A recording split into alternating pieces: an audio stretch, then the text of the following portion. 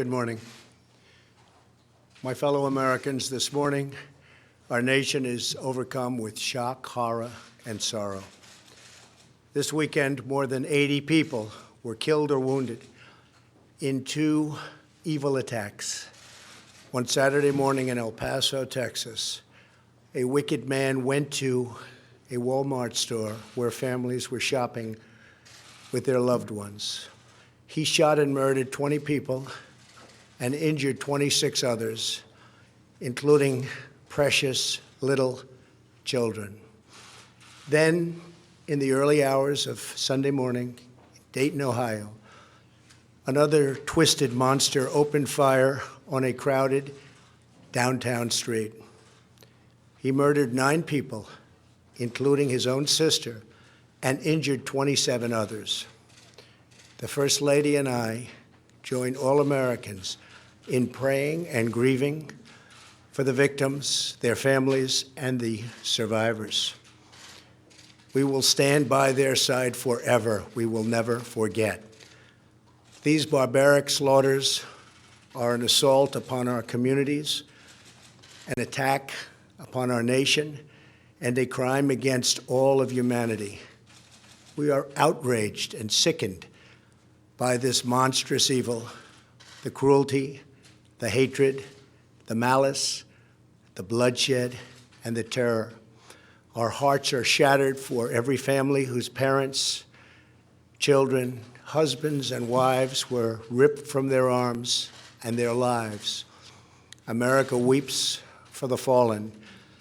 We are a loving nation, and our children are entitled to grow up in a just, peaceful, and loving society. Together, we lock arms to shoulder the grief. We ask God in heaven to ease the anguish of those who suffer, and we vow to act with urgent resolve. I want to thank the many law enforcement personnel who responded to these atrocities with the extraordinary grace and courage of American heroes.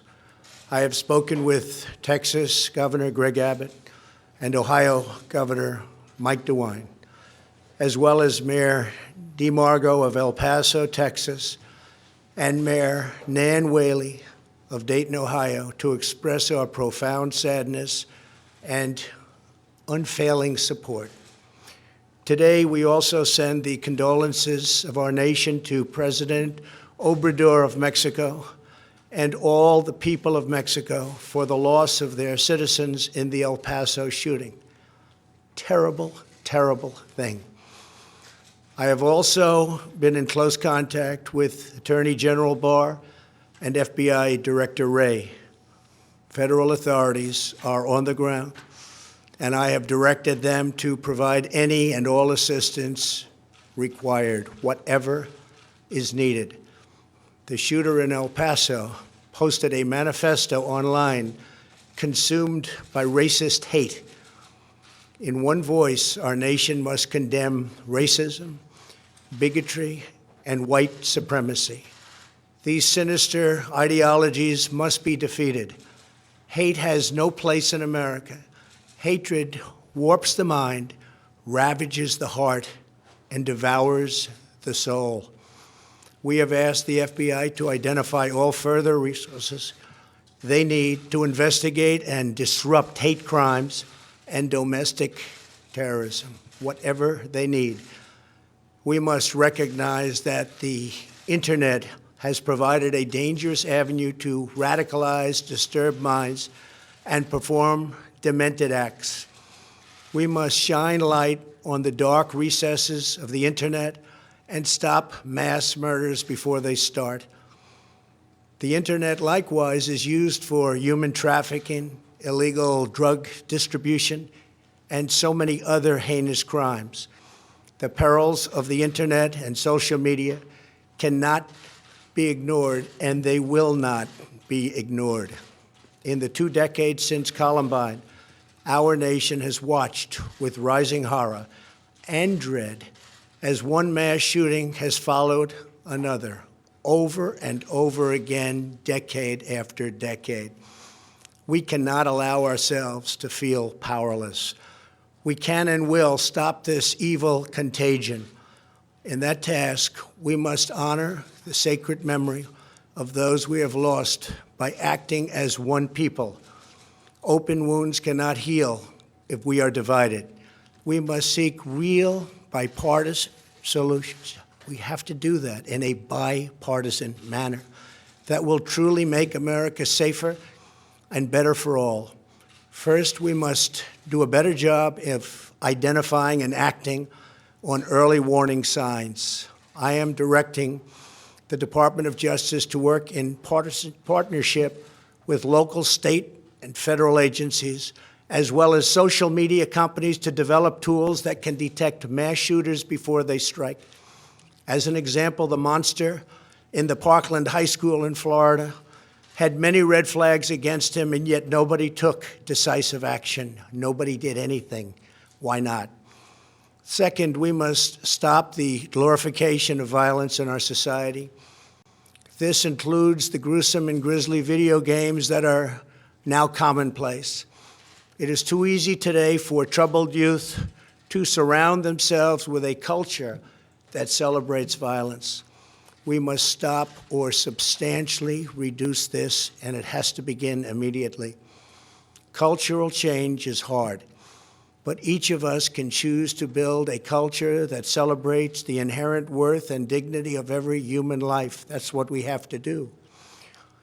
Third, we must reform our mental health laws to better identify mentally disturbed individuals who may commit acts of violence and make sure those people not only get treatment, but when necessary, involuntary confinement. Mental illness and hatred pulls the trigger, not the gun.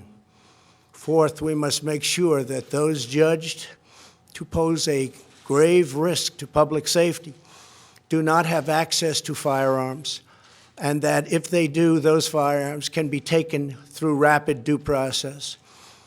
That is why I have called for red flag laws, also known as extreme risk protection orders. Today, I'm also directing the Department of Justice to propose legislation ensuring that those who commit hate crimes and mass murders face the death penalty, and that this capital punishment be delivered quickly, decisively, and without years of needless delay. These are just a few of the areas of cooperation that we can pursue. I am open and ready to listen and discuss all ideas that will actually work and make a very big difference. Republicans and Democrats have proven that we can join together in a bipartisan fashion to address this plague.